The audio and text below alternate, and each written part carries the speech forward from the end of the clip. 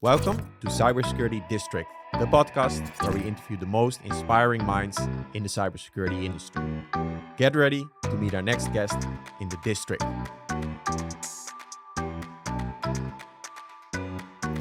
Today I'm sitting down with Hans Ijkel. Hans has 22 years of experience in IT audit, in risk management, and a lot of experience in cybersecurity. Hans started his career in audit and advisory firms, worked for KPMG for 8 years. And then in 2010, he joined Shell, where eventually he also became the head of threat management, which I find a very interesting function. And the last 4 years, he's been serving as the general manager of cyber defense. So that's really a cool role. I really want to hear more about that, especially since it's such a global firm, global role.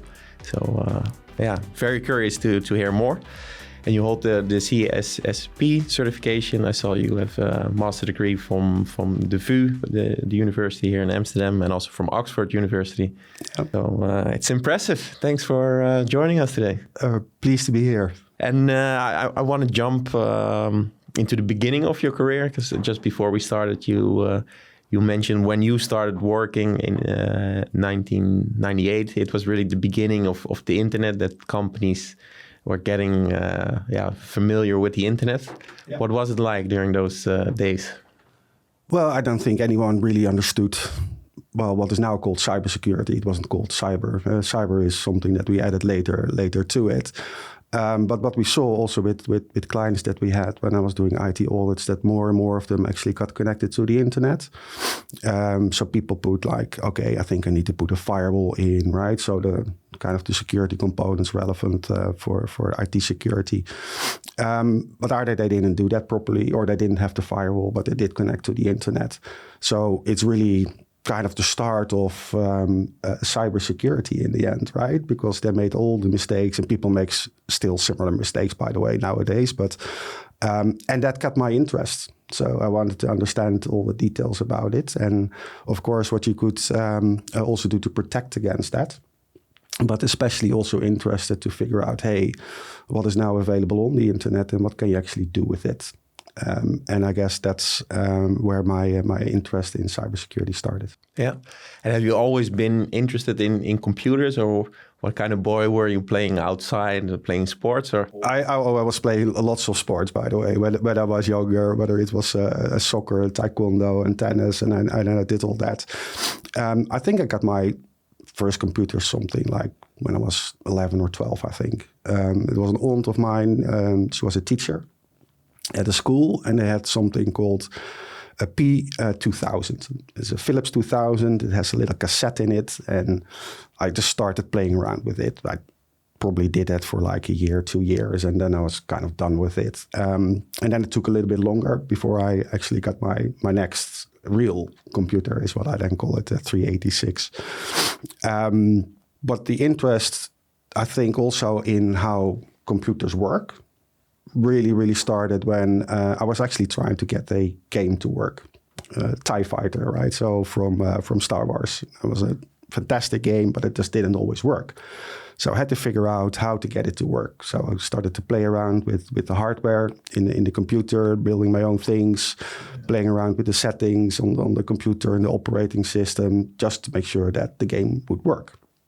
And that's kind of how I got into I guess the IT side of things, and I think when you talk about cybersecurity, it's really important to make sure you figure out how everything works, but also how you can get around things. Yeah. And once you get into how do you get around things, you can start to think again, okay, how can you prevent that then as well? Which of course is all relevant, whether you're in the offensive side of cybersecurity or the defensive side for it. Yeah. Now it's interesting that a lot of cybersecurity people, at a young age, they had this curiosity, like what's happening on the back of this computer. So really going into the details and opening up the computer. How does it work? That's fascinating. Yeah, it starts with curiosity, I guess. It starts with curiosity. And I think what I always say, right, also people that want to go into cybersecurity, it's not necessarily about the education that you have done or the certifications that you have. And some of them are really great, by the way. Don't get me wrong. And some of them if I know that certain people have it, then you know, okay, they're probably really good. But in the end, it's about the creative mindset, right? So are you able to think like a hacker? Then you're probably in the right direction, right? So that's also when we look for people, for instance, it's something that I always look for. So how creative are they? Just give them a problem. How do they respond to the problem? And then they don't necessarily need to know everything about cybersecurity, but if they already have that and they have the passion for the topic, then I'm sure they will get there. Yeah. And then for the beginning of your career, what was it like then also from an consultancy side, that everything was new? So how would you start making proposals for companies? What came first? Was it sort of the need, we need to protect ourselves? Or was it sort of selling the fear? I think so the fear, uncertainty, and doubt, right, is what I call it. But I do think it was a little bit like that back then as well. So for me, it was really about, okay, I find this really interesting. So I started to buy books, right? There were books already around called Hacking Exposed, the very first ones. And I started just read through it, just to understand it. And as I said, I had my own servers, my own environment that I could play with. And I just started to try out everything. And that you then take into your work, right? Because you start to understand it, you start to play with it. And then you're also like, okay, but I can also apply this to customers' IT environments and help them with that. And that is then input that goes into proposals that you do to customers of what it actually is that you want to do. Yeah, you were really one of the first, probably also in Andersen and KPMG. There were not a lot of colleagues that were... In KPMG, there were so actually I started at Arthur Andersen. And of course, Arthur Andersen fell over after the Enron affair in 2002. I was with Deloitte for one day before I moved to KPMG, because Deloitte kind of took over Arthur Andersen in the Netherlands. And the reason for going to KPMG actually because they were really good in cyber. And they had some really good people over there. People like Ralph Mone, I don't know if you know him, but he was working there. So I was really looking forward to actually going to KPMG, and that's what I did. And that's where I learned much more also from people like Ralph, actually, who was really good to further dive into cybersecurity and pen testing, ethical hacking, and what have you. Yeah, but it was then a small team, I guess, at that point. It wasn't too big, no. But they were also doing more technical IT audit. So it depended a little bit, right? There were the people that were doing pen testing. There were not that many. But the more technical parts of auditing were being done there as well. And can you take us with us on your journey? Like, what was the first pen test you had to do for a client? You remember that? Oh, the first one? No, I don't necessarily remember the first one. I do remember interesting ones, right? That I had throughout my career, and probably the ones where I was able to achieve the most. So if you do a pen test, right, for a big company, and what is kind of the ultimate goal, right, is that you can control everything. So there was one, and it was a really big company, a global company as well. In the end, where I was able to become what is called an enterprise admin. Yeah. Or an enterprise admin, you can more or less do everything. So that is interesting. I also had some challenges with other customers where they said, no, we're so secure, you never can get in. And I said, well, I'm pretty sure I will, because back in the days, I think we probably had 100% success rate when we did internal pen testing, right? When you go inside the company and do the pen testing. I don't think back in the days I failed any time, right? So it just always worked. You were unstoppable. Well, yeah, and then I think it was probably true for the entire team. That's just also the state of security that you had back then. So I liked the challenge. I liked it that people said, oh, I don't think you can get in. And I said, well, I think I can. And then like 10 minutes later, they're like, see, we can't actually do it. Didn't always make them happy, I guess. But it's a feel of achievement, I guess, when you're able to break through something in a legal way, of course, and then are able to kind of point out what they need to do to improve security and prevent something similar from happening. And what was one pen test assignment that you will never forget? that I will never forget. Well, I messed up once as well. And maybe in a little bit more detail what I did. So there was, back in the days, there was kind of a standard test that I always did. Right? So people weren't that great with passwords back in the day. So one of the things that I did is to always test for every account whether the password was equal to the username or whether there was no password set at all. And in Active Directory, always had a setting around lockouts. So after 3 attempts, they would lock out the account because that could show there was an actual attack taking place. That's why I only took 2 passwords. The mistake that I made is when I was doing the testing, you had a domain controller and a backup domain controller, right? And those domain controllers manage the accounts and the passwords and what have you. So the test that I did first went to the domain controller, so 2 failed attempts. Then it went to the backup domain controller, which I hadn't properly checked out which one it was. And it did another 2 tests. So you can imagine, right? It started to lock out every account. So that company had a bit of a problem that morning when I was doing that test because all those accounts started to lock out and people were not able to work anymore. So that wasn't great, of course, to go through. They were absolutely not happy, which we can imagine, right? People can't work anymore. But yeah, these things do happen, and you learn from it. And I never made, of course, that same mistake again because I made sure I double-checked every single time when I was doing similar things that I would not do the same thing again. Yeah. But yeah, I will never forget it. And I will, by the way, will also never forget what the manager that I had back then did because he said, "Okay, I get it. I'm behind you. I'm gonna talk to the client, understand it's terrible," but he had my back, which I think was really, really helpful as well and really important because if they would have let you just fall, right, then don't know where I would have been then, I guess, today. But that's always a risk, I feel, with pen testing, right? Especially if you do code review, etc., then you really go deep. Yeah. There's always a chance that this could happen. They're production environments, so things can definitely go wrong. And there are other things that have gone wrong, I guess, in my career. But this was really one where I kind of stopped the rest of the company to work, right? Whereas otherwise you might be stopping just one application from responding, for instance, by certain tests that you do.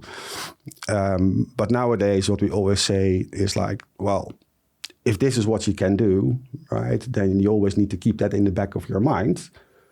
Yeah, because hackers on the internet, others can do exactly the same thing. So you need to think about these things and they can happen. And actually, maybe it's not that bad if it's an ethical test that is being done that points these things out rather than it happening, right, in full production without any control around it. Yeah. No, nice.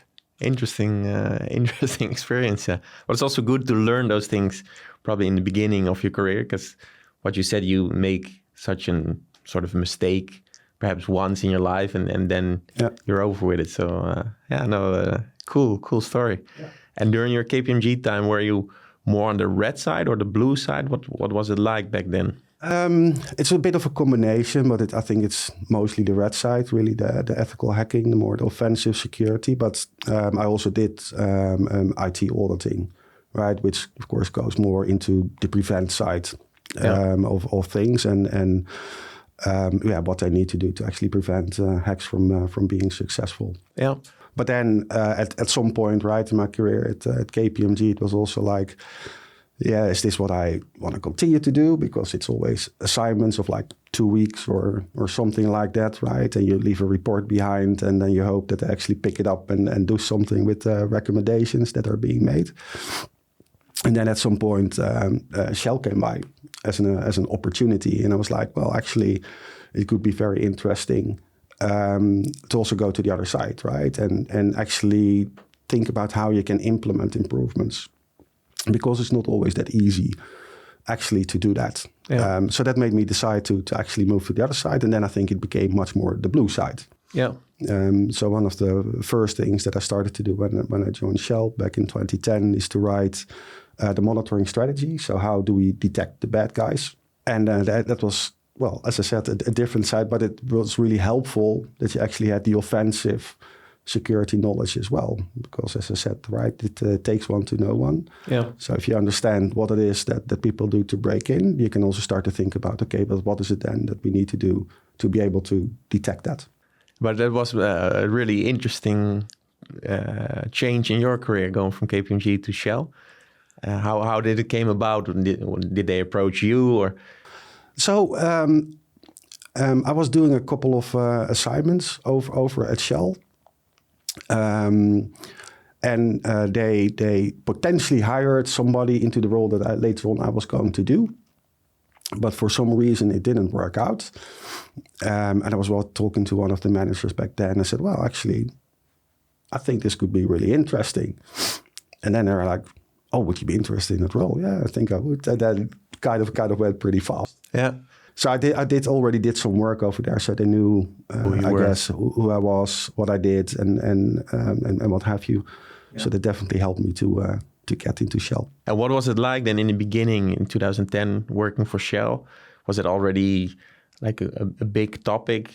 Shell, of course, has IT, OT. Like it's one of the biggest companies in the world. Yeah. So it must be very interesting to go on the inside then. But where to start? So where to start? Yeah, I think Shell went through a long journey as well. Back in the days, what is it that made people decide to do more in cybersecurity? It's probably things that happened, right? So incidents that happened that they said, okay, well, we need to put more attention on cybersecurity. And I think that was exactly the case also at Shell. So they started to invest more and more to increase the capabilities in information risk management more generically and in cybersecurity specifically. The other thing that happens at Shell is that every 2 or 4 years, I think it is, there will be some kind of a reorganization taking place. So about a year and a half, I think, after I started in Shell, I went through that first one, the reorganization. That's actually also the time that the cyber defense team, as we have it today, was created. Yeah, cool. In Shell, which back then was something new. I don't think people were using cyber defense that much yet. And that's also, as you mentioned earlier, where I became the head of threat management, which was also something new. So we didn't see the title anywhere else, but we thought, okay, this is what we need to do. So really think more about, okay, what's happening externally? How is that relevant for us internally? How can we learn from those things? Start threat hunting, which lots of people nowadays talk about and do as well. So how can we find the bad guys in our environment that we haven't detected yet? Yeah. As well as the engineering of all the cyber capabilities. So that was definitely an interesting time. Yeah. And for threat management, it's still, where do you start then with a global company? That's more going outward, right? More threat intel. What's happening? What are the risks? But where would you start then? Because you became the head of threat management. Did you have a team? Did you have enough capabilities? I definitely had a team, but it was new, so we needed to kind of figure it out. How do we actually go about it, and how do we want to do it? And I think a lot about it was always about all the news that is out there, right, on what it is that hackers are doing, which is all input, I guess, right? Or it becomes threat intelligence in the sense of understanding what it is and how hackers try to break in, and what are then also kind of indicators or observables that you have out there, and then applying them internally, right? And figuring out, okay, is this relevant for us, yes or no? It's also about hypothesis, right? That you define, that you say, okay, well, we think that this is what a hacker could do.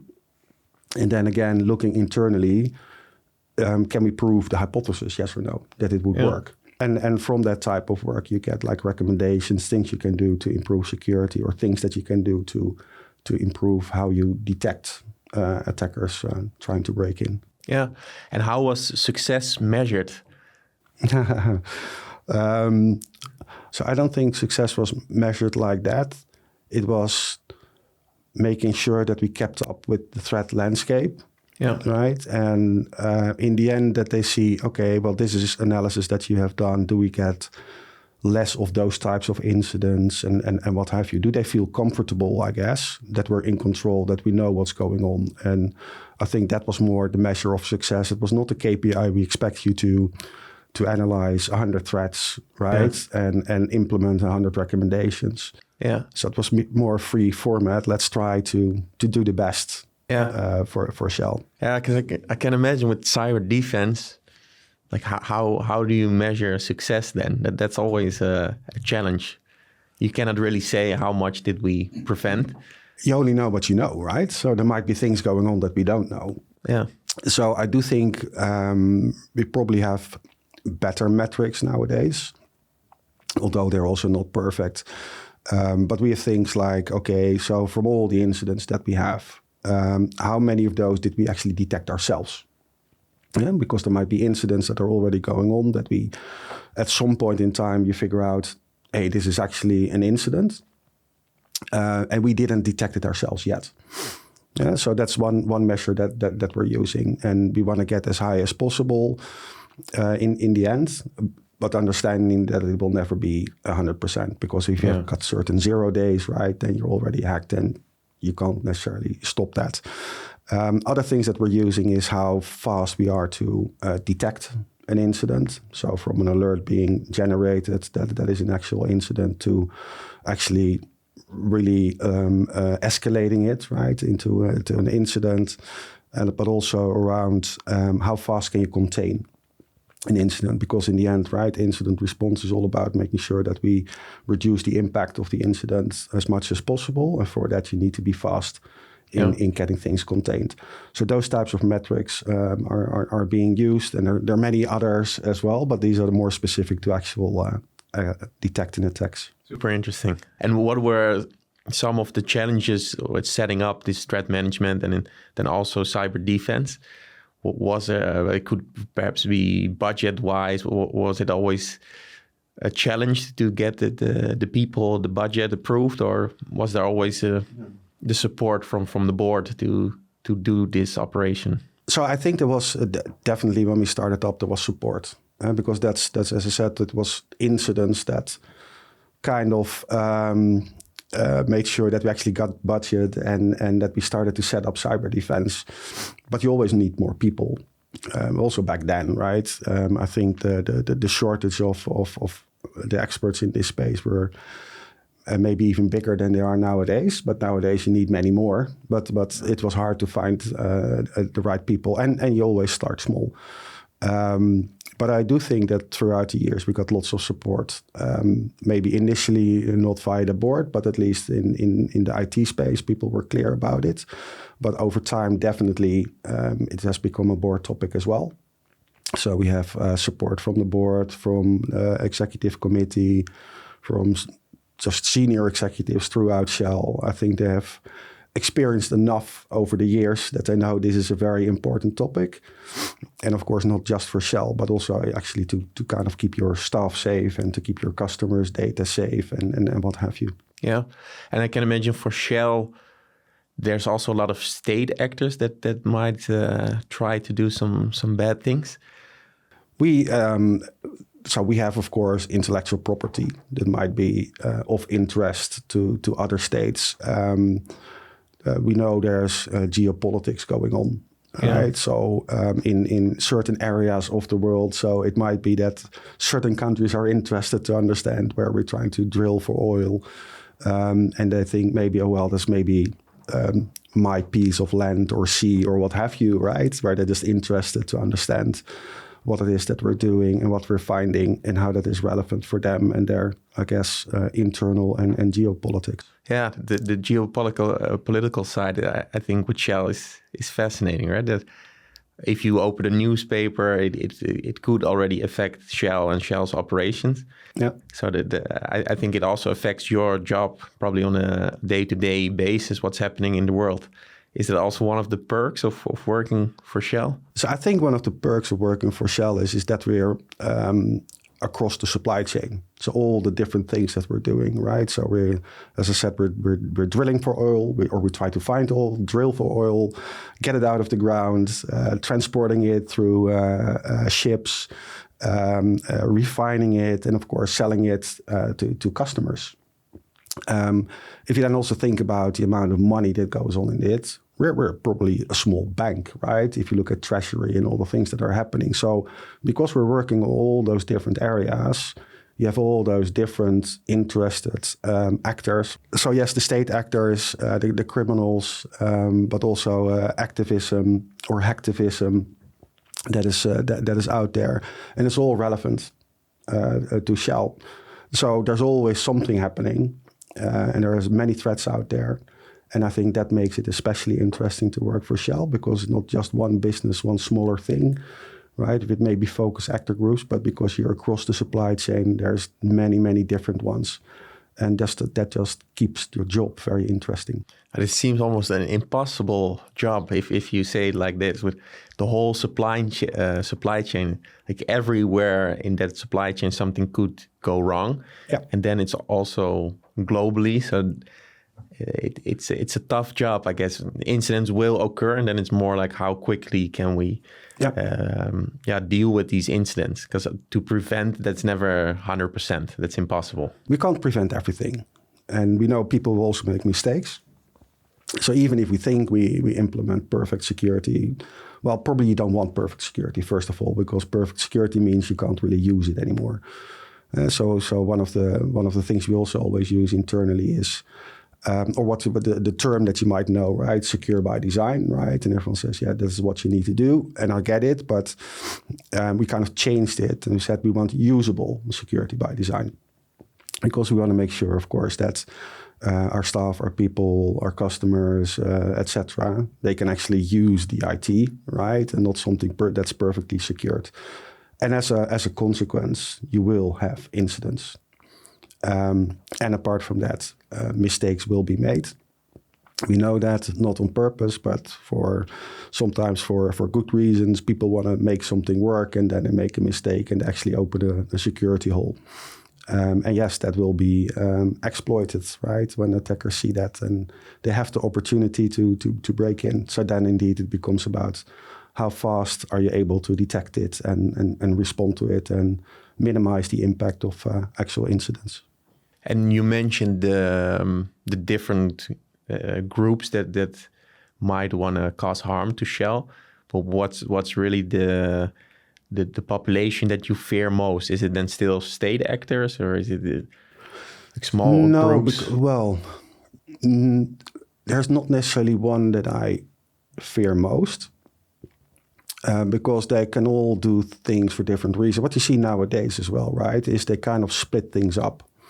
So you now have groups that just try to get the initial access into a company and they just sell it to others who want to do something.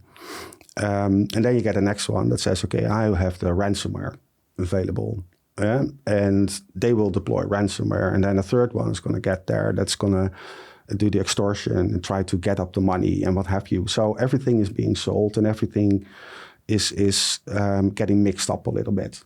They have their own supply chain, basically. They have their own supply chain and they professionalize. So what am I best in, right? I might be best in developing malware or ransomware, not necessarily in getting the initial access. Others are better in getting that initial access into the company.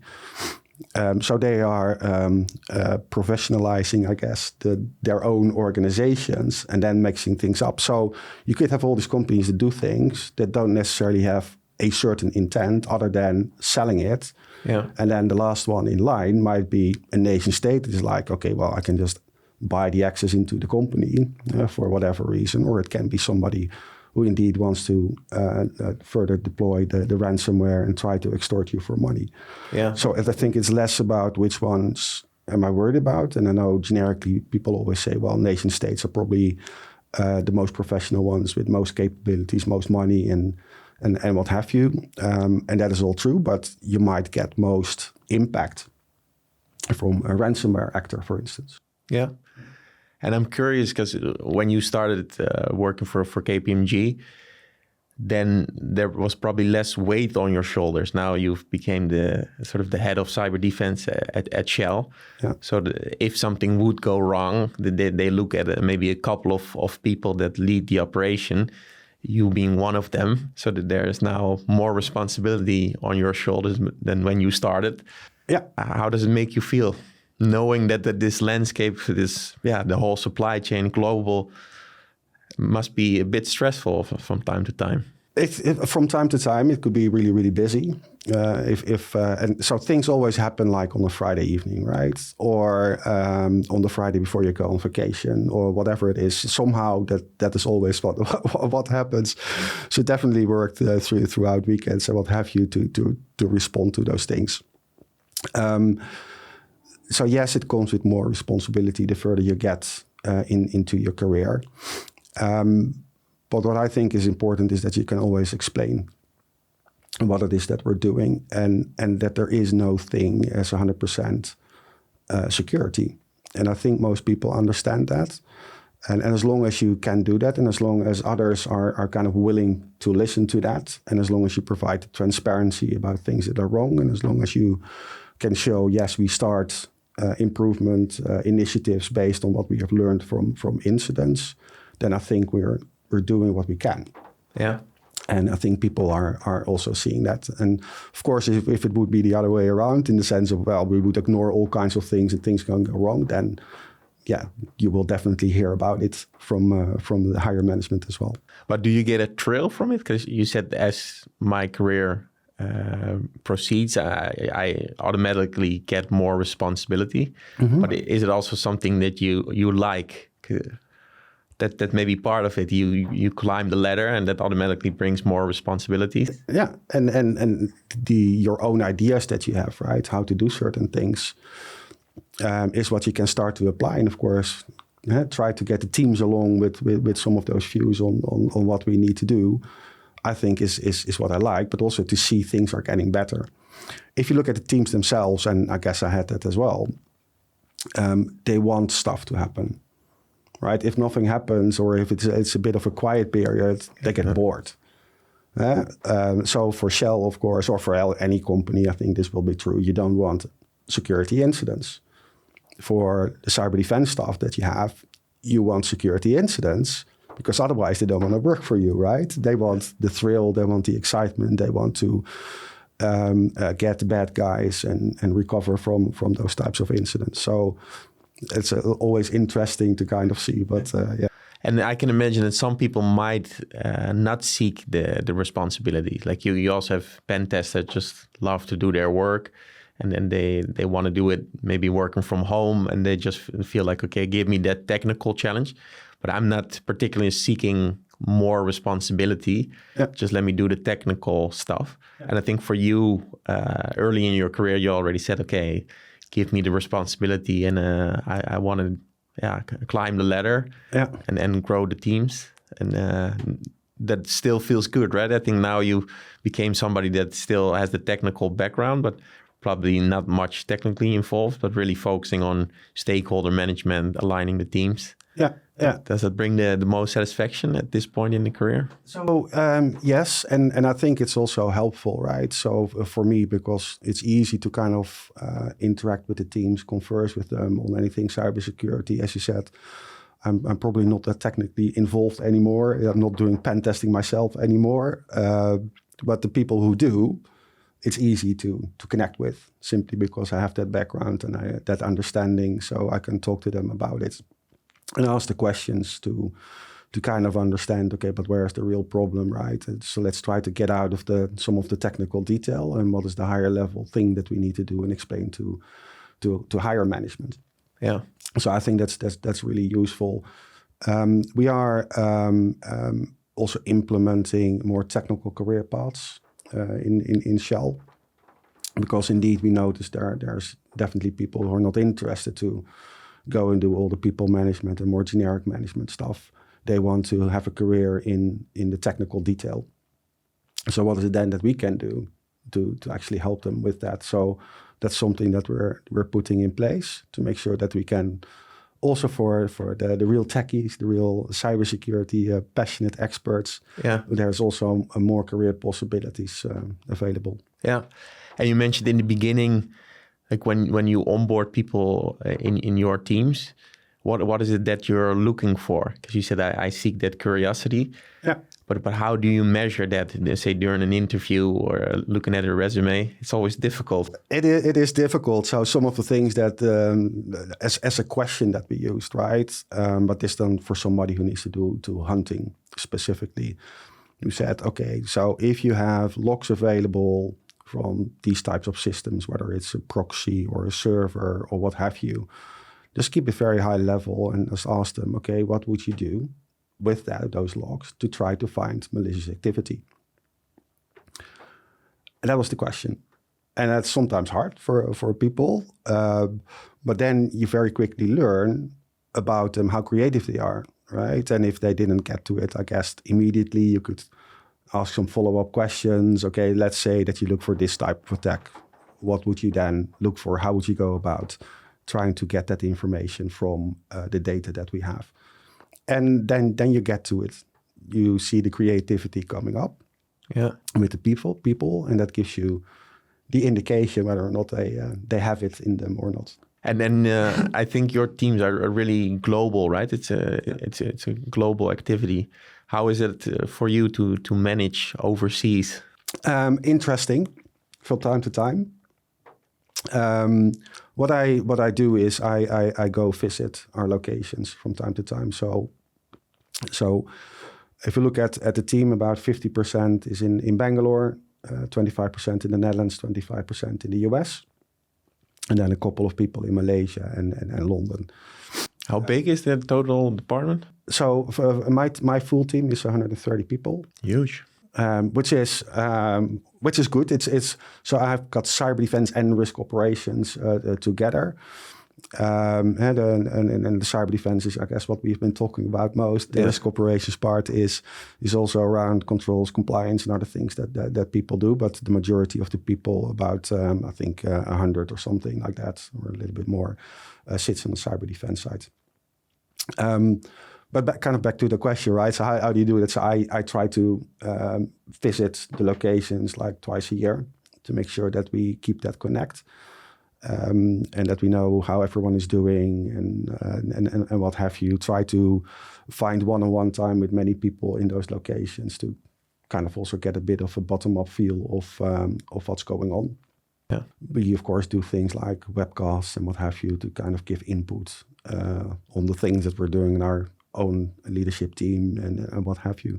Yeah. So there's those types of things is what we do to connect. And do you and your team also go to the different sites? For instance, what you said, we have the complete supply chain. Do you also go from the drilling platform all the way to a gasoline station to see, okay, this is actually the product, and it goes through all these different stages? Because that could also be interesting when you join Shell to actually see with your own eyes, okay, what type of operations do we run? That will be super interesting in the first month to really get to see, okay, this is what we do. No, so not necessarily. I mean, certain locations you can't necessarily go to from a safety perspective, or you would need to go through specific training before you're allowed on an oil rig, for instance, right? Yeah. You need to understand how all things work, and there are helicopters probably going out to bring you there. And have you been on one? I have not been on one, not personally, but before you're allowed to go on, yes, you would need to go through a training. So what if a helicopter needs to ditch into the ocean? How do you get out? That type of training is what everyone has to go through before they're allowed on one to go to an oil rig. So I've not necessarily been in many locations. So one of the things that they're actually doing nowadays is to give virtual tours, right? To enable more people to see some of the actual production locations as well, and to get you a bit of a feel of what's actually going on a daily basis, right? What people are actually doing to, in the end, I guess, make the money for Shell. Nice, yeah, smart, yeah. It's kind of VR style, or is that maybe for the future? So there is lots of VR and augmented reality, right? Also for people who need to fix things on oil rigs. So they get help from onshore, and then there's somebody walking around there with the VR glasses on or something, and then they say, okay, well, this is a certain fault, and you need to do something there, or this is what good looks like. Does it still look good? So they get help, but kind of get people off platforms in the end, right? That's autonomous, more or less, and that all the monitoring and the control is done remotely, which again, of course, when you look at cybersecurity, is very interesting because it's not people on the platform that turn a valve or something else. No, it's actually IT that controls it. So if you then think about a future where you have all that autonomous operations and what attackers can do if they can abuse certain things, that's becomes even more and more important. Yeah, and in the supply chain, what is sort of from threat actor perspective for you guys more sensitive? So if you cut it up, the whole supply chain, are the things that you say, okay, that's really where we see most attacks, that's where we feel most vulnerable? Because you also have OT, like a drilling platform is of course so much different to protect than maybe an IT system or an HR system. Especially because some of the technology that you use in the assets can be really old, right? Because you build those things to maybe last for 20 years or 30 years or more. And you can't easily replace the IT that is in there. And of course, we know that the older things are, the more vulnerabilities they probably will have. And thus it's harder to actually protect. But the way that I would kind of look at it, right? So if the worst thing that can happen is loss of life or injuries for people, then those types of things are more likely to actually happen, of course, in actual assets themselves, right? If in the end they would be able to blow something up, for instance, then I think that's the worst thing that can actually happen.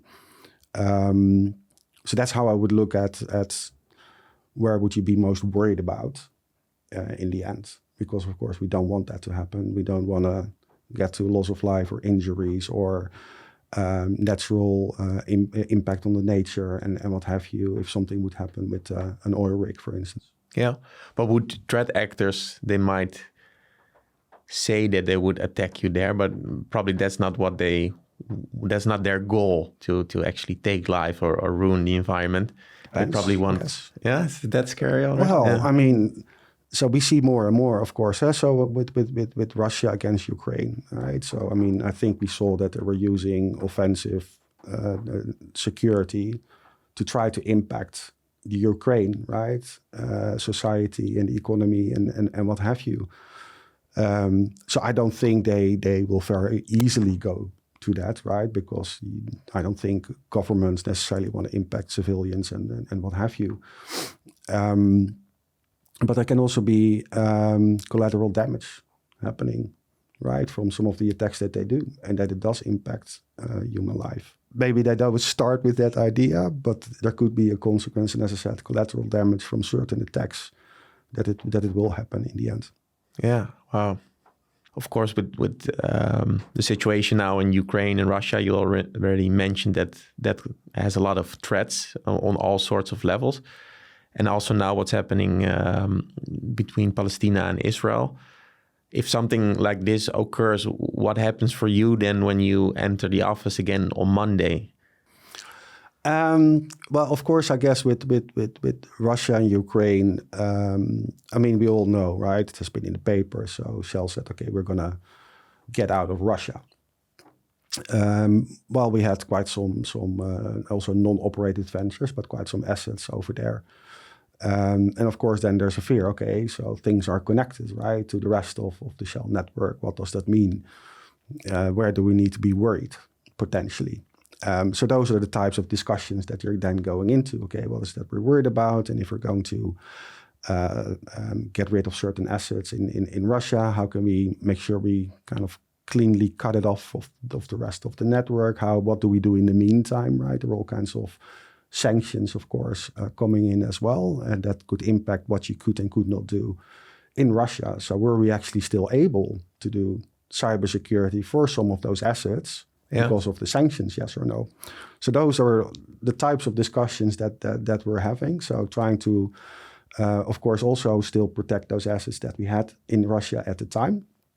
At the same time, protect the bigger shell against the threats that might come from that area because of the war that was going on.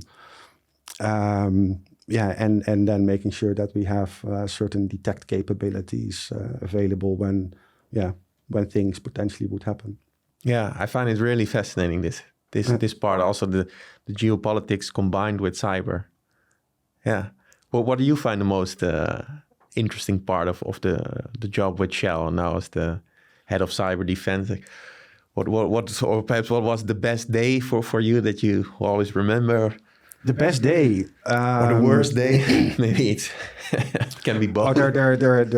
I think there's multiple things, right? So as I mentioned earlier, also when you talk about the legacy, right, that the team is really seen as top notch, and they're going to make the difference. Similarly, when we have something called the Shell People Survey. So once a year we get feedback and kind of try to see how happy people are in their job and what they need to do and what have you. So if something like that comes back, like, yes, we're happy here, we want to stay here, we want to continue to do great work here, of course, that gives a boost. Yeah, because you kind of get the confirmation, I guess, from the rest of the team that they're doing good things. Other things really are also about certain incidents and how we respond to them, and that we're really able to reduce the impact of them. That just makes me happy. Or we have people that are great in red teaming and ethical hacking, and if they find certain vulnerabilities that we didn't know about before, you could even say maybe certain 0 days or what have you. I get really proud because our people, right, by doing that, help prevent future incidents, of course. Yeah. So those are the types of things that I get excited about, and then I'm happy, and then I'm like, we've got a great team, we're doing great things. And for you looking ahead, what would you like to achieve? Would there be some point within Shell that you feel, okay, things are good, because it feels it's always a cat and mouse game, so it's always evolving. But what would make it for you, if you can have a legacy or something? How would you see that for you? A legacy, okay, that becomes interesting indeed. So first of all, I would love it when the team, and I think they're doing fantastic, they're probably already seen as that, but are really recognized as a state-of-the-art cybersecurity team that does a great job, gets the appreciation for it, not just inside Shell, but that people on the outside see that as well. I think that would be great. And on the other hand, I also want to make sure that other teams that are involved in actually doing cybersecurity, right, operations teams and what have you, that they feel that we're balanced in what we do. As I said in the beginning, not some kind of theoretic security being applied, that no one can use things anymore, but that they understand the things that they need to do and that they're willing to do it because they all feel we are helping to protect Shell and protect our customers and our staff and what have you. Yeah. So that's the goal. That's the goal, I think. Yeah. And what will the future bring? The future for you on a personal level as well.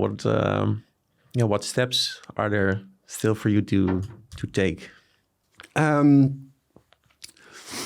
So future is, I guess, a couple of sides to the future, right? One is more around what I think is going to change. And of course, everyone is nowadays talking about generative AI and what have you. But we actually have been playing around with it as well for cyber defense and what we can do with it. So we've got like a private version of ChatGPT that is being developed and in use in Shell. And we have been like feeding it log files, right, of where an actual attack took place. And you're just going to start asking questions. So where did the attack happen? And it comes up with an answer, right? Where did you see maybe data exfiltration taking place? And it comes up with an answer. So if you just think about, and I know this is early development and what have you, but it definitely will go into that direction. So it will change, I think, what we need from people. I think it opens up possibilities for more people to actually do cyber defense because they don't necessarily always need to know all the technical details anymore. It's all a lot about being able to kind of understand the process a hacker goes through and just asking the questions, and you might get the answers. So, of course, we then need people who actually understand all those algorithms. Yeah, because you still need to check whether the input that was provided to it actually in the end resulted in the right output. Right? So we need people who understand the algorithms and we can check that. So you get, in a sense, a high grading of staff in the sense of the knowledge and experience that they need to have to be able to do it. But at the same time, we open up for other people who can do some of this work as well. So I think things will change if we look in like 5 years from now, for instance, in how we're doing cyber defense. And if you then take it like one step further, I can ask the private ChatGPT we're using for, okay, where is the attack? Well, next step is, of course, how can you detect where the attack is? And the next thing is, okay, here's threat information, right? Just tell me whether or not I'm vulnerable. And by the way, what is the mitigation that we need to counter that threat? And by the way, can we just automate that and push like mitigating measures throughout the environment to try to prevent those things from happening? So that's, I think, where longer term we're going to grow to in cyber defense.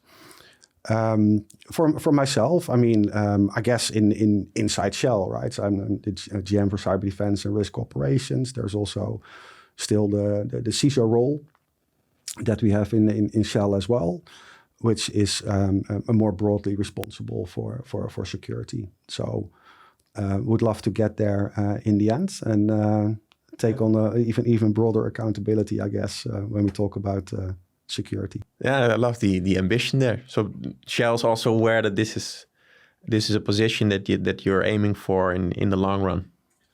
Yeah, definitely. They are definitely aware that is my ambition. Yeah. Yeah, amazing. I see you do it. Yeah, no, for sure. And what would you advise young people that would like to enter the cybersecurity domain, or people that might be a software developer now but feel like, hey, I kind of like cyber, but I'm not sure if I want to make the jump? It has brought you a lot of good things the last 20 years. It does, and I think cybersecurity is going to be relevant for a very long time to come. And there's a huge shortage. So if you want to have an interesting career, right, and you want stuff to happen every single time that keeps you, on your toes and focused and what have you, then definitely go into it. But I think the most important part is if you want to get great in it, right, you need to have that passion and the willingness to learn. And things change all the time, which it keeps it interesting, but sometimes also makes it hard, right? Because what is the newest thing, right? And always try to keep up with that. Not everyone wants to always keep up with everything, right? But when you're in cybersecurity, you probably need to. But in the end, it's about the passion, right? So do you have passion for the topic? Do you want to go for it? Then just go for it. And if you want to try it out, depending on the company that you work at, I'm sure there's possibilities to talk to other teams. Hey, can I just work with you for 3 months in a specific space to see if there's a match with what it is that I want to do? Yeah. So that would be my recommendation to them. Yeah, thank you. And we always end the podcast with one final question. And that is, if you can send one signal message to all the CISOs across the world, what would that signal message say? Can we finally get better in exchanging threat intel with each other in a way that's going to help all of us? Yeah, so less siloed, that CISOs collaborate more. That we collaborate more, and I know that often, right, cybersecurity, they say, okay, we don't compete on cybersecurity. But I think also what you see is that cybersecurity can become a competitive advantage, right? Because if you don't have problems in another does, then they probably go for you first rather than that other company.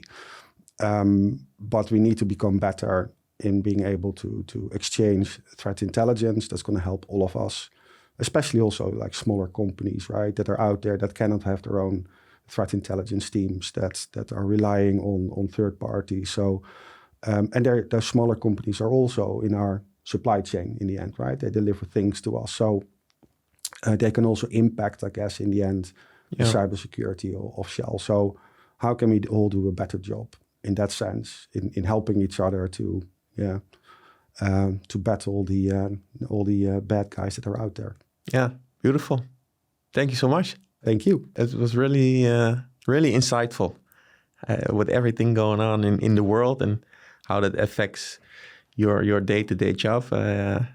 Respect. Really cool. Thank Love you. to be here. Yeah. Thanks for making the time. Thanks for listening to this episode. Don't forget to like, subscribe, and share. Stay safe, stay curious, and until next time in the district.